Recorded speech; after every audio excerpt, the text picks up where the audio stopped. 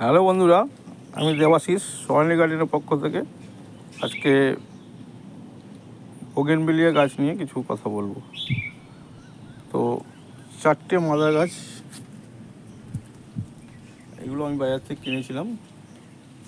তখন এর হাইট ছিল 4 ইঞ্চি করে, এনে বসিয়েছিলাম 5 ইঞ্চি টবে। তার পরবর্তীকালে 8 ইঞ্চি, তার পরিবর্তে 10 ইঞ্চি, এখন 12 ইঞ্চি টবে এগুলো বসানো আছে। 4টে মাদার গাছ, 4টে কালার। এটা বাই কালার, এটা রেড, এটা পিঙ্ক, আর এটা লাইট পিঙ্ক।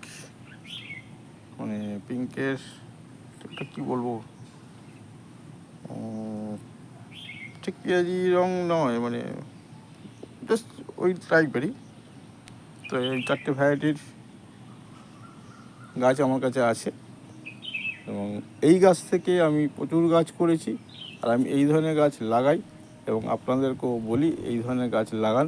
এর পরিচর্যা খুবই কম, পরিচর্যা নেই বললেই চলে।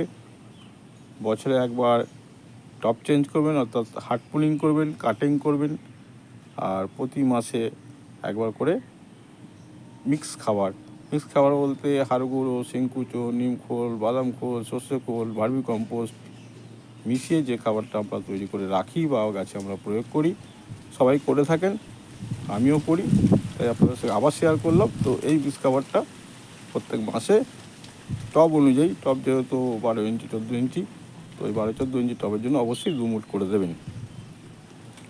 আর ফুল আনার জন্য যদি রাসায়নিকভাবে কিছু ব্যবহার করতে চান, রাসায়নিক পটাশ ব্যবহার করতে পারেন, বা কলার চোগলা শুকিয়ে সেটাকে জলে ভিজিয়ে আপনারা সেই জলকেও ব্যবহার করতে পারেন।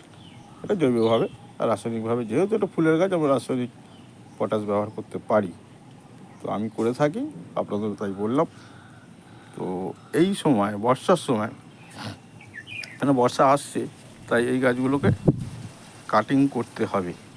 তো কাটিং আমি অলরেডি করেছি। তো আমি খুব একদম ছোট করে কাটিং করিনি, মোটামুটি একটা শেপ রেখে কাটিং করে দিয়েছি, দেখতেই পাচ্ছেন।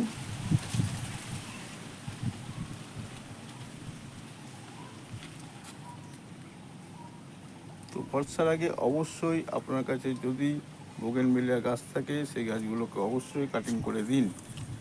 তাতে বর্ষার জল পেয়ে এই গাছ আরও বুশি হবে এবং নতুন নতুন ফ্যাক আসবে, অর্থাৎ নতুন নতুন ডালপালা গজাবে। প্রত্যেক ব্রাঞ্চে আমরা ফুল পাবো। তাই নতুন ডালে ফুল পেতে অবশ্যই এই বর্ষার আগে এগুলোকে পুলিং করে ফেলুন। যদি কারো মনে হয় যে টপ চেঞ্জ করবেন, তারা টপ চেঞ্জ করতে পারেন। টবের মাটিতে হাড় গুঁড়ো, শিংকুচো, নিম খোল, ভার্মি কম্পোস্ট, সর্ষে খোল দিয়ে মাটির সঙ্গে অল্প কিছু গোবর দিয়ে দিতে পারেন। গোবর দিয়ে মাটিটাকে তৈরি করে এই এই গাছ বসিয়ে ফেলুন। তো আমি এখানে কিছু কিছু ডগ বেরিয়েছে নতুন, এই যে এগুলো হাত দিয়ে পিঞ্চ করে দিচ্ছি।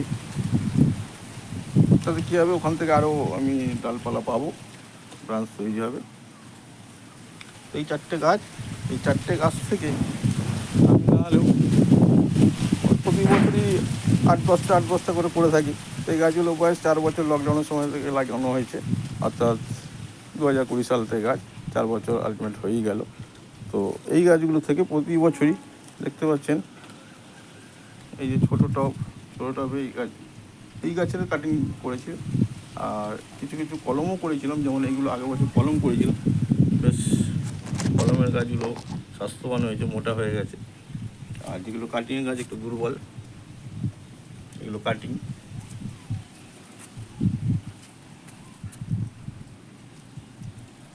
তো এখানে প্রায় 28-30টা গাছ আছে, 30টা তো হবে।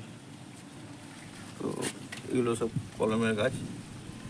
তো যেহেতু কলমের গাছ একটু শক্তপোক্ত হয়েছে, তো আমি আর কি এটা গ্লাস টব 10 ইঞ্চি টবে বসিয়ে দিয়েছি। এগুলো 8 ইঞ্চি টবে আছে। তো টবের সাইজ, গাছের সাইজ অনুযায়ী টব চেঞ্জ করতেই হয়। তো আমারও অনেক গাছ চেঞ্জ করার আছে, কিন্তু মাটির অভাবে চেঞ্জ করতে পারছি না। মানে মাটি রেডি নেই, মাটি পাওয়াই মুশকিল আজকের দিনে। মাটি আর কোথায়।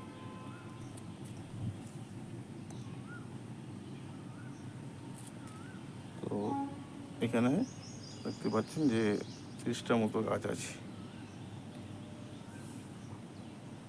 আর ওইদিকে আরও দুটো আছে, সেগুলো একটু ছাওয়ার দিয়ে রেখেছিলাম নতুন পটিং করেছি বলে। আচ্ছা, এই গাছটি একটু খুবই বড় হয়ে গেছে, মানে এই টবের জন্য আর যোগ্য নয়। এটাকে আর একটু বড়ো টবে দেবো, 10 ইঞ্চি ও 12 ইঞ্চি টবে দেবো। এবং এই গাছটিকে কাটিং কিছু করেছি, ডগগুলোকে কাটিং করা হয়েছিল, পিঞ্চ করেছিলাম, দেখতে পাচ্ছেন পিঞ্চ করা আছে। তো টবটাকে চেঞ্জ করতে হবে, এই জন্যই টবটাও এখানে একটু ফেটে মতো গেছে, ভেঙে গেছে। তো এখানে দিয়ে জল দিলে জল বেরিয়ে যায় এবং গাছটা অনেক যথেষ্ট বড় হয়ে গেছে। এটাকে আমি টপ চেঞ্জ করবো খুব শীঘ্রই, বর্ষা এসে যাচ্ছে, তার মধ্যে চেঞ্জ করে দেবো। যেদিন চেঞ্জ করবো সেদিন এর সম্পূর্ণ ভিডিও দেবো, কীভাবে কাটিং পুলিং করা হয়, হাট পুলিং কীভাবে করবো এবং মাটি থেকে কী মেশাবো, সেদিন ভিডিও করে আপনাদের সঙ্গে শেয়ার করব। তো আমি এই বোগেনভিলিয়া গাছ কেন করি, তো এই গাছ থেকে নতুন গাছ তৈরি করা যায়, নতুন গাছ তৈরি করে কাউকে দেওয়া যায়। এবং যখন এতে এই গাছে ফুল আসে, প্রচুর পরিমাণে ফুল আসে এবং আমার ছাদ বাগানকে খুব সুন্দর দেখায়।